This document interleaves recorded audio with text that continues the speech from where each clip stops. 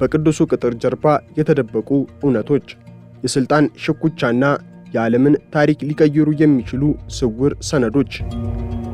በጥንታዊቷ ሮም እምብርት ላይ የምትገኘው ቫቲካን ከተማ በዓለማችን እጅግ አነስተኛዋ ሉዓላዊት ሀገር ናት። ነገር ግን ይህች አነስተኛ ግዛት በውስጧ የያዘችው የምስጢር ድር፣ የኃይል ሚዛንና የዘመናት ታሪክ ከመሬት ስፋት ጋር ፈጽሞ ሊወዳደር የማይችል ግዙፍና አስፈሪ ነው። ቫቲካን ከቢሊዮን በላይ ተከታዮች ያሉት የካቶሊክ ቤተክርስቲያን መንፈሳዊ ማዕከል ብቻ ሳትሆን ባለፉት 2000 ዓመታት የሰው ልጅ ታሪክ ውስጥ እጅግ አወዛጋቢ የሆኑ ውሳኔዎች የተወሰኑባት፣ ታላላቅ ምስጢሮች የታሸጉባትና ስፍር ቁጥር የሌላቸው የሴራ ትንታኔዎች የሚነዙባት የዲፕሎማሲና የሃይማኖት ማማ ናት። ብዙ የታሪክ ተመራማሪዎችና የፖለቲካ ተንታኞች እንደሚሉት ከሆነ ቫቲካን ማለት በአደባባይ የምትታይ ቅድስት ከተማ ብቻ ሳትሆን ከቅዱሳን ስዕላት፣ ከወርቃማ ካባዎችና ከዝማሬዎች ጀርባ የተደበቀ ሌላ ስውር ዓለም አላት። ይህ ዓለም ደግሞ የሰው ልጅን የወደፊት ዕጣ ፈንታ ሊቀይሩ የሚችሉ ሐቆችን አፍኖ ይዟል። ዛሬ ወደዚህ ስውር ዓለም ዘልቀን እንገባለን። የቫቲካን ባንክ ከዓለም አቀፍ የማፊያ ቡድኖች ጋር አለው ስለሚባለው ግንኙነት፣ በሁለተኛው የዓለም ጦርነት ወቅት ቤተክርስቲያኗ ከናዚ ጀርመን ጋር ስለነበራት ስውር ትብብር፣ እንዲሁም በቫቲካን የምርምር ማዕከል ውስጥ ስለሚከናወኑ እንግዳ የጠፈር ፍለጋዎች በጥልቀት እንመረምራለን። የሰው ልጅ ታሪክን ዳግም ሊጽፉ የሚችሉ እነዚያ ሰነዶች የት ናቸው? ቫቲካን ለምን የዝምታ ግንብ ገንብታ ትኖራለች? የሚሉትን ጥያቄዎች ምላሽ ፍለጋ ረጅሙን የታሪክ ጉዞ እንጀምራለን። ጉዟችንን የምንጀምረው የቫቲካን አፖስቶሊክ መዝገብ ቤት ተብሎ ከሚጠራው እጅግ አስፈሪ ስፍራ ነው። ይህ መዝገብ ቤት የዓለማችን እጅግ ጥብቅ ጥበቃ የሚደረግለትና ምስጢሩ ተደብቆ የቆየ የታሪክ ማከማቻ ነው። በውስጡ 50 ማይል ወይንም 80 ኪሎ ሜትር የሚረዝሙ የመጽሐፍት መደርደሪያዎች ይገኛሉ። በእነዚህ መደርደሪያዎች ላይ ባለፉት 1000 ዓመታት የነገሱት ጳጳሳት የግል ማስታወሻዎች፣ የነገስታት ደብዳቤዎችና የአውሮፓን ታሪክ የገለበጡ ውሳኔዎች ታሽገው ይገኛሉ።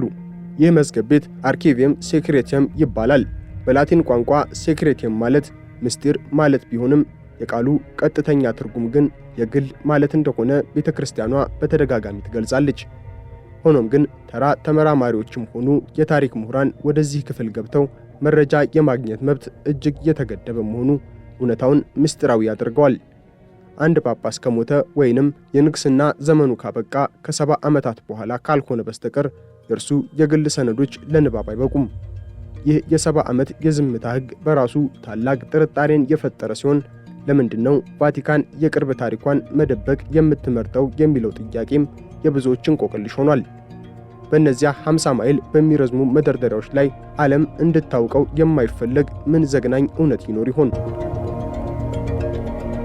ብዙዎች እንደሚገምቱት እዚያ ውስጥ የተቀመጡት ሰነዶች የሃይማኖት ድንጋጌዎች ብቻ ሳይሆኑ በዓለም ዙሪያ የተሸረቡ የፖለቲካ ሴራዎችና ስውር ስምምነቶችም ውጤቶች ናቸው።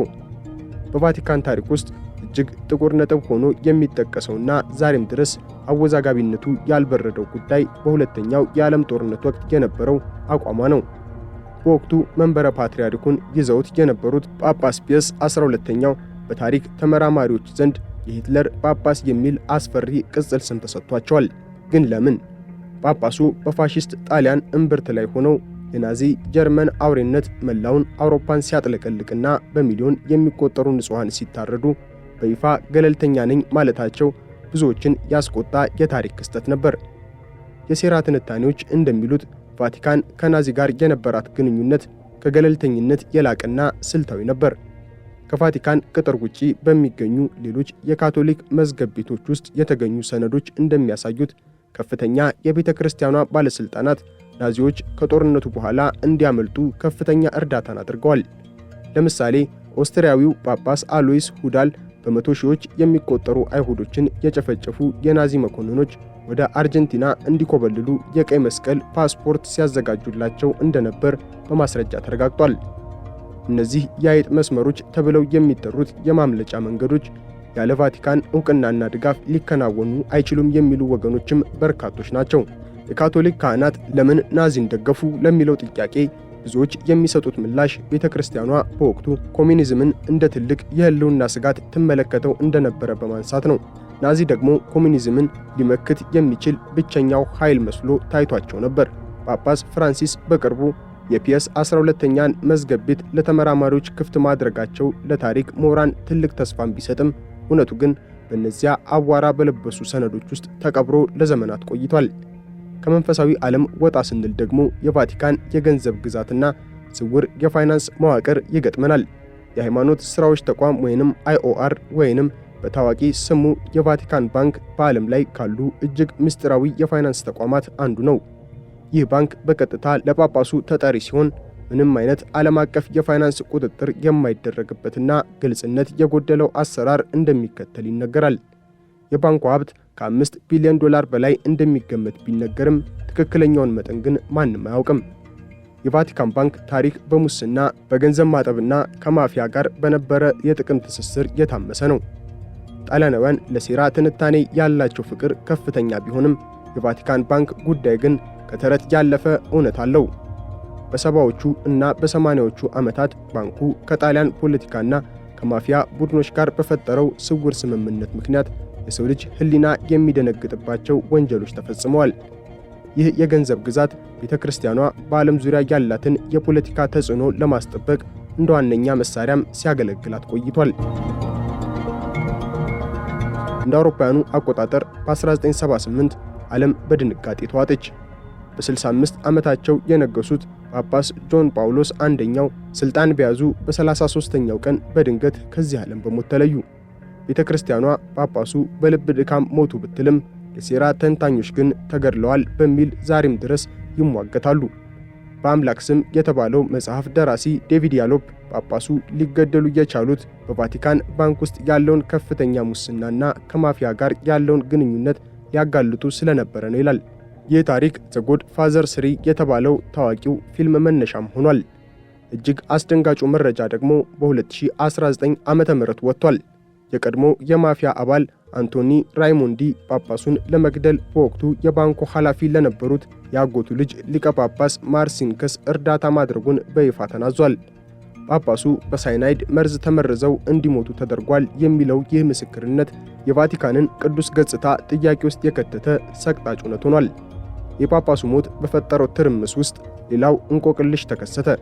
ሮቤርቶ ካልቪ የተባለ የባንኮ አምብሮሲያኖ ኃላፊና የቫቲካን የቅርብ የገንዘብ አማካሪ በለንደን ብላክ ፍራየርስ ድልድይ ስር ተሰቅሎ ተገኘ። ካልቪ የአምላክ ባንከር በመባል ይታወቅ ነበር። በኪሱ ውስጥ ጡቦች ተከሽነው እግሮቹ በውሃ ውስጥ ተዘፍቀው የተገኘው የካልቪ አስክሬን መጀመሪያ ላይ ራሱን አጠፋ ተብሎ ተዘግቶ ነበር።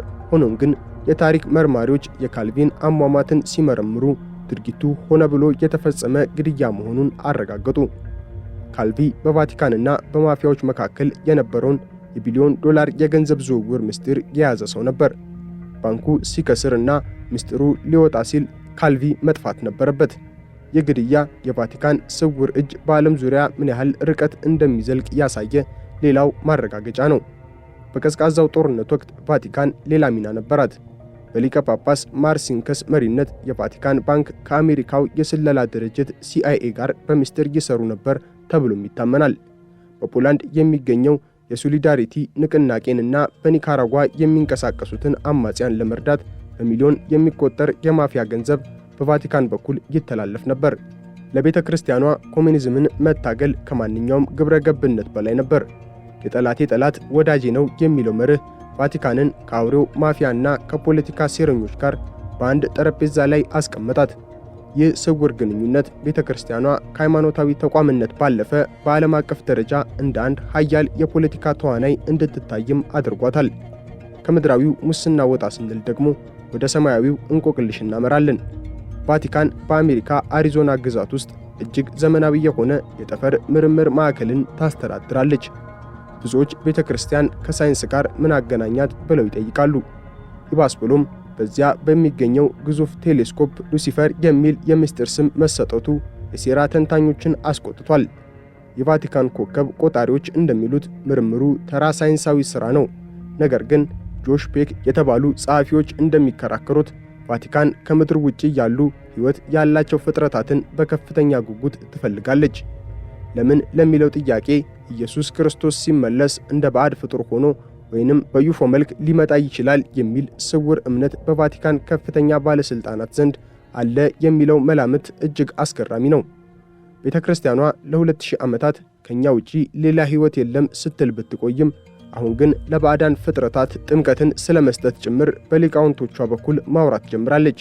ይህ የጠፈር ምርምር ታሪክንና ሃይማኖትን ዳግም ለመጻፍ የታለመ ስውር አጀንዳ ይኖረው ይሆን ወይንስ በሃይማኖትና በሳይንስ መካከል ያለውን ክፍተት ለመድፈን የተደረገ ጥረት ነው?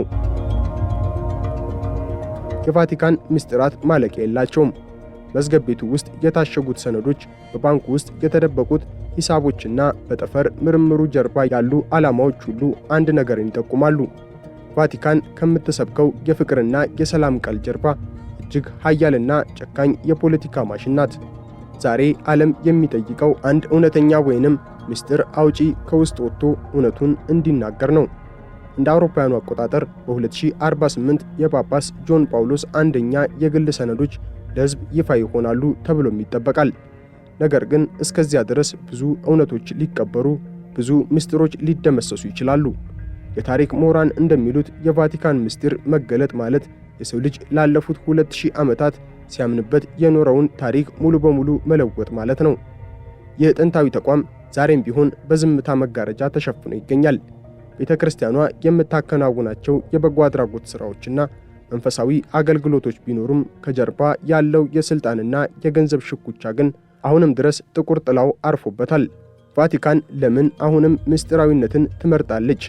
ለምንስ የታሪኩን ገጾች ለዓለም ክፍት አታደርግም የሚለው ጥያቄ የብዙሃን ጥያቄ ነው። በቫቲካን መዝገብ ቤት ውስጥ የተቀመጡት ሰነዶች የሃይማኖት ጉዳዮች ብቻ ሳይሆኑ የሰው ልጅ ስልጣኔ የሄደባቸውን ጠማማ መንገዶች በሙሉ የሚዘግቡ ናቸው።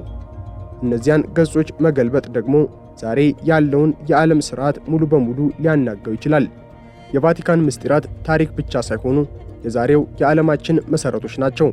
በፖለቲካ በኢኮኖሚና በሃይማኖት መካከል ያለው ያስውር ግንኙነት ዛሬም ድረስ በቫቲካን ግድግዳዎች ውስጥ እየተዘወረ ይገኛል። ዓለም እውነቱን ለመስማት ዝግጁ ናት። ቫቲካንስ እውነቱን ለመናገር ፈቃደኛ ትሆናለች? መልሱ ያለው ወደፊት በሚገለጡት ሰነዶችና በታሪክ ሂደት ውስጥ ነው። እስከዚያው ግን የቅዱሱ ቅጥር ጀርባ ያሉ ምስጢሮች እንደታሸጉ ይቆያሉ። ቫቲካን ዛሬም በዝምታ ግንብ ተከባ ትገኛለች። በሮም እምብርት ላይ ያለው ያ አነስተኛ ግዛት የዓለምን የወደፊት ዕጣ ፈንታ የሚወስኑ ምስጢሮችን አቅፎ ይዟል። እውነቱ አንድ ቀን ይገለጥ ይሆን ወይንስ በእነዚያ 50 ማይል በሚረዝሙ መደርደሪያዎች ላይ አዋራ ለብሶ ለዘላለም ይቀራል? መልሱ ያለው በጊዜ ሂደትና እውነትን ፍለጋ በሚደክሙ ታታሪዎች እጅ ውስጥ ነው። የቫቲካን ምስጢር ግን እንደቀጠለ ነው።